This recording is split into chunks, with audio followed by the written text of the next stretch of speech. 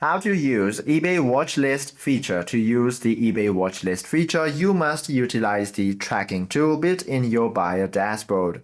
So first of all, go ahead and launch the eBay application onto your device. Once you open it, you simply have to locate any of the exact items that you want to add to your watch list.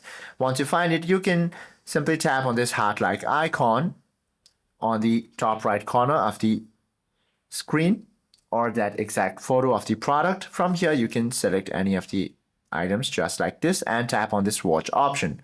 Or what you can also do is simply launch the product profile and scroll down until you find this add to watch list option. Go ahead and tap on this. From here, select the options and tap on this watch to add this particular item to your watch list. You can access this watch list by simply heading to my eBay option and going to this watch list will show you all the items that you had previously saved. Hope this video helps you out a lot. If you have any questions or queries, do comment down below.